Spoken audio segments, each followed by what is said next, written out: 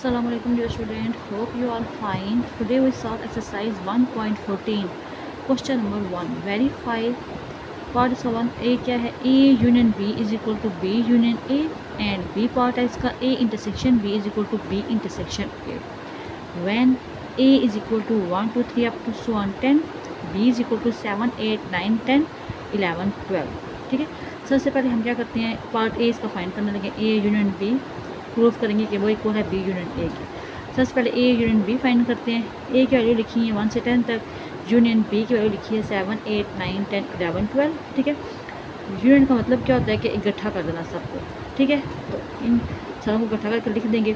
अगर हमारे पास यहाँ पे देखें, हम यहाँ पर 7 इसमें भी आ रहा था, इसमें भी 7 है तो उसको एक ही बार लिखेंगे. 8 इधर भी आ रहा है, 8 इधर भी आ रहा है, 8 को एक ही बार लिखेंगे. 10 इधर भी आ रहा है, इधर भी आ रहा है, 10 को एक ही बार लिखेंगे. ठीक है, अब ए यूनियन बी इन दोनों की वैल्यूज़ को 1 2 3 4 5 6 7 8 9 10 11 12. ठीक है, ए यूनियन बी का आंसर आ गया. इसी तरह हमने बी यूनियन ए फाइंड करना है. अब पहले बी की वैल्यू लिखी है, फिर ए की वैल्यू लिखी है. अब फिर इन दोनों का यूनियन का मतलब होता है कि सारी वैल्यूज़ को इकट्ठा करके लिख देना, लेकिन जो वैल्यू रिपीट हो रही है उसको एक ही बार लिखना है. ठीक है, दो बार नहीं लिखना है. अब 1 से 12 तक ए बी यूनियन ए का भी आंसर आ गया. अब देखिए पार्ट 1 इक्वेशन 1 सॉरी और इक्वेशन 2 देखें इक्वल आ गई हैं, तो हमारे पास क्या है, A union B is equal to B union A आ गया. ठीक है, दूसरा उसने क्या कहा था, बी पार्ट में क्या फाइंड करो. एक मिनट, इसका एक और जो पार्ट है पार्ट 2 उसमें भी हमने पहले ए यूनियन बी फाइंड करना है, उसके बाद हम इंटरसेक्शन फाइंड करेंगे. ठीक है, अब ए की वैल्यू क्या है 1 2 3 अप टू 15, बी की वैल्यू क्या है 6 8 10 अप टू 20. ठीक है, अब ए यूनियन बी का मतलब क्या है कि सब वैल्यूज को उठा करके लिख देंगे. अब 1 2 3 अप टू 12, यूनियन बी की वैल्यू लिखी 6 8 10 अप टू 20. इन दोनों को यूनियन लिया तो आ गया 1 2 3 अप टू 16 18 20. ये हमारे पास इक्वेशन 1 होगी. अब हमने बी यूनियन ए फाइंड करना है ना, तो पहले बी की वैल्यू लिखोगे 6 8 10 अप टू 20. यूनियन ए की वैल्यू लिखी 1 2 3 अप टू 15 आता था. ठीक है, अब बी यूनियन ए फाइंड किया तो 1 2 3 15 16 18 20 आ गया. ठीक है, अब देखिए क्वेश्चन 1 को देखिए, क्वेश्चन 2 को देखिए, दोनों सेम आ गई हैं, तो इससे ए यूनियन बी इक्वल हो गया बी यूनियन ए के. देखिए from 1 and 2 we conclude that A union B is equal to B union A. ठीक है, अब पार्ट बी में वो क्या कह रहा था, बी में क्या था कि इंटरसेक्शन फाइंड करना. A intersection B is equal to B intersection A prove करना कि दोनों इक्वल है. अब ए की वैल्यू लिखेंगे 1 2 3 अप टू 10 थी. इंटरसेक्शन बी की वैल्यू लिखी 7 8 9 10 11 12. ठीक है, इंटरसेक्शन का मतलब क्या होता है, कॉमन चीज़ें हमने लेनी है. ठीक है, जो ए में भी हों और बी में भी हों. ठीक है, अब देखो यहाँ पे 1 से 10 तक काउंटिंग है ना, तो इसमें 7 भी इंक्लूड है, तो 7 इसमें भी है, 7 इसमें भी है, 8 इसमें भी है, 8 इसमें भी है, 9 इसमें भी है, 9 इसमें भी है, और 10 भी इसमें है और इसमें. तो ए इंटरसेक्शन बी का आंसर क्या आ गया 7 8 9 10. जो वैल्यूज़ दोनों में हों उसको कहते हैं इंटरसेक्शन. अब इस इक्वेशन 1 को नाम दे देंगे इसको. उसके बाद आपने फाइंड करना है बी इंटरसेक्शन ए. पहले बी की वैल्यू लिखोगे, फिर ए की वैल्यू लिखोगे. अब इंटरसेक्शन का क्या मतलब होता है, कॉमन चीज़ें. अब इसमें भी 7 था, उसमें भी 7 था, 8 इसमें भी था, उसमें भी था, 9 भी और 10 भी. ठीक है, अब देखिए क्वेश्चन 1 और क्वेश्चन 2 से हम क्या प्रूफ कर सकते हैं कि ये दोनों हमारे पास A intersection B is equal to B intersection A. Thus from 1 and 2 we conclude that A intersection B is equal to B intersection A. अब इसी का पार्ट 2 देख लें आप. ए इंटरसेक्शन बी है, ए की वैल्यू अब 1 2 3 अप टू 15 तक है, और बी की वैल्यू है 6 8 10 अप टू 20 तक. अब हमने इसका इंटरसेक्शन फाइंड करना था, तो कॉमन चीज़ें फाइंड करनी है. अब यहाँ पे 15 तक काउंटिंग है ना, तो इसमें 6 इंक्लूड है, 6 इसमें भी है, 8 इसमें भी है, 8 इसमें भी होगा. ठीक है, ऐसे ही हमारे पास 10 12 और 14. ठीक है, इसमें भी है और इसमें भी है. कॉमन हमने चीज़ें नंबर्स लिख लिए. अब बी इंटरसेक्शन ए, पहले बी की वैल्यू लिखोगे, फिर ए की वैल्यू लिखोगे.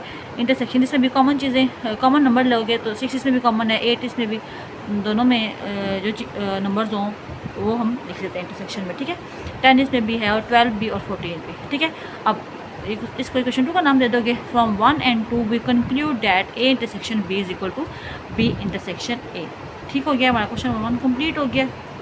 अब इसी का क्वेश्चन नंबर 2 देख लें. Verify X union bracket Y union ji is equal to bracket X union Y union Z and X intersection bracket Y intersection ji is equal to bracket X intersection Y bracket 1 intersection Z. When values क्या हैं, X की value A B E D, Y की value है B D C F, Z की value है सी F G H. सबसे पहले हम फाइंड करते हैं इसका पार्ट ए के X union into Y union ji is equal to X union Y into use G. ठीक है। अब लेफ्ट हैंड साइड लोगे उसमें क्या है एक्स यूनियन वाई यूनियन जी, पहले ब्रैकेट वाले सॉल्व करोगे यानी वाई यूनियन जी वाई फाइंड करने लगे, ठीक है। वाई की वैल्यू लिखोगे, वाई की वैल्यू है A B D C F और यूनियन जी की वैल्यू है सी एफ जी एच, ठीक है। तो इन सारों वैल्यूज़ को लिख लोगे B C D F G H, ठीक है। अब इसी का जो आंसर आया है ये हमारे पास, इसको एक्स के साथ यूनियन ले लोगे वाई यूनियन जी को, पहले एक्स की वैल्यू लिखोगे A B C D union Y union जी की वैल्यू क्या आई है B C D F G H, तो वो आप लिख दोगे। अब इन दोनों का यूनियन लोगे तो क्या आ जाएगा A B C D F G H, इसको इक्वेशन 1 का नाम दे दोगे, ठीक है। अब राइट हैंड साइड लोगे वो क्या थी एक्स यूनियन वाई यूनियन जी। अब सबसे पहले ब्रैकेट वैल्यू सॉल्व करते हैं ना, तो एक्स यूनियन वाई सॉल्व करोगे तो एक्स वैल्यू लिखोगे A B C D union Y की वैल्यू होगी बी डी सी एफ, ठीक है। तो यूनियन लोगे तो आ जाएगा answer A B C D F, ठीक है। अब जो इसका आंसर आया है उसको उसके साथ यूनियन जी ले लोगे, ठीक है। X union Y into you sorry union G, ठीक है। अब एक्स यूनियन वाई की वैल्यू क्या है A B C D F union जी की वैल्यू क्या है सी एफ जी एच, दोनों का यूनियन ले लिया तो A B C D F G H आ गया। इसको इक्वेशन 2 का नाम दे दोगे। अब देखो इक्वेशन 2 और यहाँ पे इक्वेशन 1 थी दोनों सेम आ गई हैं, ठीक है। तो from 1 and 2 we conclude that X union into Y union ji is equal to X union Y union G, ये दोनों आपस में इक्वल है, ठीक है। अब आपने नेक्स्ट क्या फाइंड करना था कि X intersection Y intersection ji is equal to X intersection Y intersection जी। सबसे पहले लेफ्ट हैंड साइड ले लोगे X intersection Y intersection G. अब ब्रैकेट पहले वैल्यू सॉल्व करते हो यानी कि वाई इंटरसेक्शन जी फाइंड करेंगे, वाई की वैल्यू लिखी B D C F intersection G की वैल्यू लिखी सी एफ जी एच, ठीक है। तो इसमें कॉमन क्या है सी कॉमन है, इसमें भी सी है इसमें भी सी है, एफ इसमें भी है एफ इसमें भी है, तो इंटरसेक्शन वो तो कॉमन चीज़ें लिखना सी एफ इसका आंसर आ गया। अब इसी को X intersection Y intersection G find करना है। एक्स की वैल्यू क्या A B C D intersection Y intersection G की वैल्यू है ये सी एफ लिखी। अब देखो इसमें क्या चीज़ कॉमन आ रही है, सिर्फ सी इसमें भी है और इसमें भी है, सी कॉमन आ गया। इसको क्वेश्चन 1 का नाम दे देंगे। राइट हैंड साइड लिखेंगे एक्स इंटरसेक्शन वाई इंटरसेक्शन जी, सबसे पहले ब्रैकेट फाइंड करते हैं तो यानी कि एक्स इंटरसेक्शन वाई की वैल्यू फाइंड करेंगे। एक्स की वैल्यू है A B C D intersection B, Y की वैल्यू है B D C F. Intersection दोनों का लिया तो आपके पास आ गया बी इसमें भी है इसमें भी है सी इसमें भी है सी इसमें भी है, ठीक है।